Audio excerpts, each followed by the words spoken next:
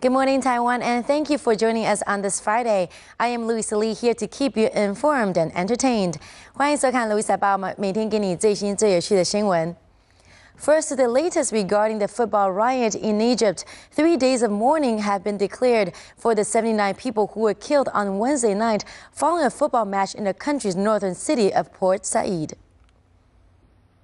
The complete chaos, which also left 1,000 people wounded, broke out between the fans at the stadium after local team Al-Masri beat Cairo's Al-Ali club. Many fans were reportedly trampled by panicked crowds, while some were attacked with rocks and chairs. 47 people have been arrested in relation to the violent clashes, which led to a protest among the people in Cairo on Thursday on how the police handled the riots. 埃及发生足球赛暴动，造成79人丧生之后，全国进行哀悼，为期3天，有47个人被逮捕，现在正在调查事故的发生原因。And now to other news. Massive downpours lashed out across the cities and towns of Australia, threatening the region with flash flooding and riverine flooding in the days to come. 这几天的大雨让澳洲的 Queensland 跟 New South Wales 都面临了洪水威胁，有关当局已经开始撤离居民。Heavy summer rains have prompted authorities to issue flood warnings across vast areas of Queensland and New South Wales. Australia's Bureau of Meteorology said more rains are expected over the next 24 hours, adding to weeks of heavy downpours. Police in New South Wales said the floods have spread through many people's homes. Some residents have heeded orders to evacuate, while others have stayed put, using sandbags as protection. In Port Macquarie, the skipper of a yacht is feared dead after his crew reported him missing when he was caught in a storm. But local police are hopeful. From the information supplied by his friends on board, they believe he was wearing a life jacket. The New South Wales State Emergency Service estimates 12,000 people could be isolated by floodwaters by late Thursday.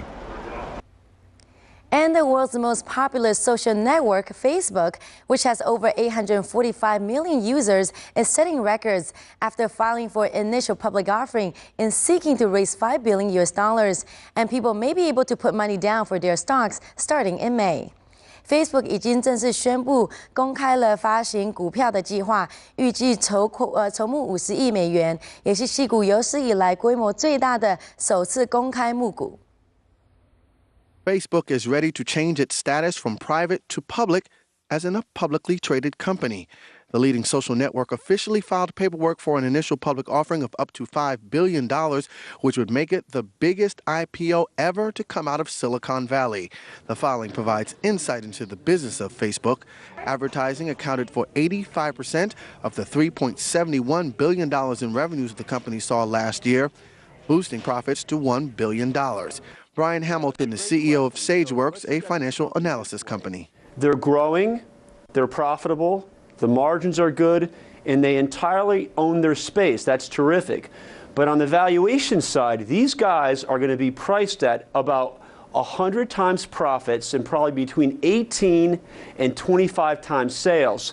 So it's going to probably be a richly priced stock if it comes out the way we think it will. According to the filing, there are 845 million active Facebook users, and a little more than half of them logged on average each day in the month of December. That's keeping CEO Mark Zuckerberg busy and rich. His total compensation for 2011 was just under $1.5 million. His base salary will drop to $1 starting next year. Morgan Stanley, JP Morgan, and Goldman Sachs, along with a few other Wall Street firms, will help bring the offering to investors. There's no word yet on which exchange the shares will be listed. And to another business idea that involves creativity, a Vancouver-based restaurant is bringing its hot dogs that have a Japanese flair to the Big Apple to offer curious New Yorkers something out of the ordinary. 纽约的 hot dog 很有名，不过最近有个日本厨师靠着他的创意，把日本料理融合美式热狗，没想到非常的受欢迎。现在纽约开店卖起了日本热狗了。Japadog opened its first New York location in January and is already drawing large crowds as curious New Yorkers come to taste the restaurant's gourmet hot dogs. These hot dogs have a distinctly different flavor thanks to ingredients like Japanese seaweed, teriyaki sauce, and Kobe beef.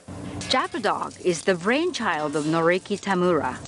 He came up with the idea 7 years ago while in Canada. With $30,000 in seed money, Tamura set off to achieve his dream, gourmet fast food, combining Eastern and Western tastes. There are many hot dog stands in Vancouver, and since I am Japanese, I thought, if I mix Japanese taste and North American culture, hot dogs, we will get something interesting. With a baby on the way, Tamura and his wife made and sold gourmet hot dogs, starting off small. Even though we only sold 10 hot dogs a day, the conversation those 10 customers and their encouragement supported us the most. That support eventually helped Tamura build his business. He has a restaurant and 4 carts in Canada, and now his first American restaurant. Each hot dog costs between $5 and $10, and some New Yorkers are willing to give it a try. I think they're higher quality. Like usually it's a very nice like gourmet hot dog. This is my first Japadog. How was it? It's still good. I like it. It's a little weird. But it's not just about hot dogs for Mr. Tamura. The ingredients have lots of love. I never put less efforts into our ingredients. I also service my customers with love, and that is the strongest point, and I want my customers to feel that. What's next for Japadog?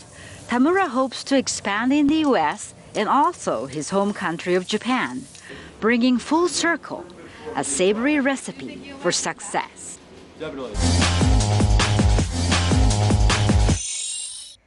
And turning to entertainment news, when Jessica Alba is not looking fabulous on the red carpet, she's showing love for the little ones. The hot mom recently launched her eco-friendly line, which offers non-toxic baby products in an affordable and playful fashion. 辣妈 Jessica Alba 最近才刚生完她的第2胎，但是她已经马上投入她的新事业，就是她自己生产的环保无毒的 baby 产品。 Jessica Alba is adding entrepreneur to her many talents, shifting her film star spotlight onto a new business. The 30-year-old actress who wed husband Cash Warren in 2008 has focused on being a hands-on parent to her 2 daughters. The actress found, though, her biggest challenge was finding eco-friendly natural products for her family. I did research on it and I found out there were lots of toxic chemicals that are in baby products. And these toxic chemicals are linked to not just, allergies and asthma, but like autism and ADHD and lots of childhood cancers. This led Alba to help co-found The Honest Company, an online business featuring an eco-friendly line of baby and household products that were toxin-free and aesthetically pleasing. While Alba's energies are focused on her children and the new business, fans of the actress will be glad to know that she has no plans to retire just yet, with a voice role in the animated film Escape from Planet Earth due out next year. And actor Sean Penn is being recognized for his humanitarian works in Haiti for the past years, with the president thanking the star in person for putting the spotlight on the Caribbean country.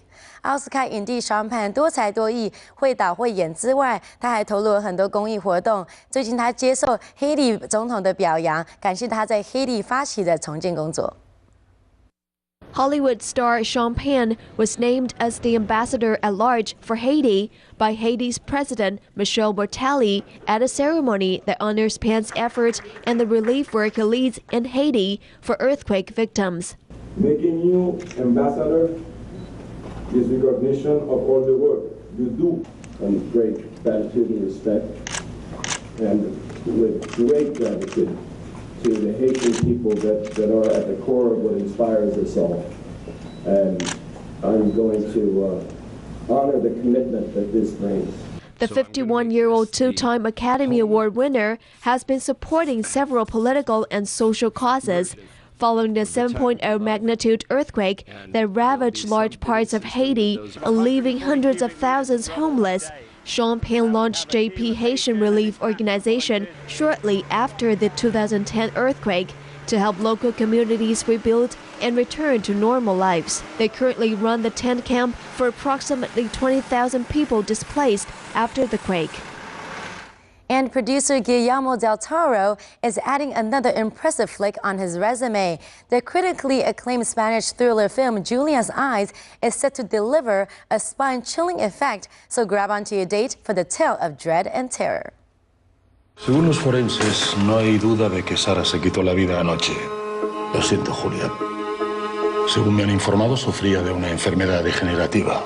Una pérdida progresiva de la vida. Spanish filmmaker Guillermo Morales and producer Guillermo del Toro bring you the story of a woman who's trying to unravel the mysterious death of her twin sister, Sarah. Suffering with the same medical condition that robbed away her sister's eyesight, Belén Rueda as Julia becomes convinced that foul play may be involved. As she investigates into the suspicious case, unpleasant and unexplainable events start to surround her, while she inches closer to complete blindness or darkness.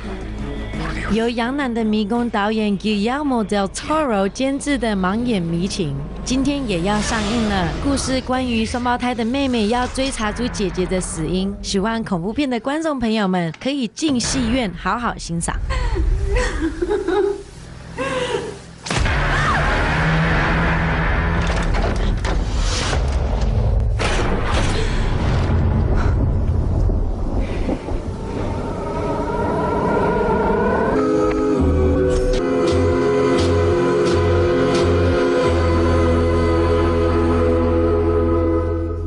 And get some thrill from Julia's Eyes this Friday today in cinemas.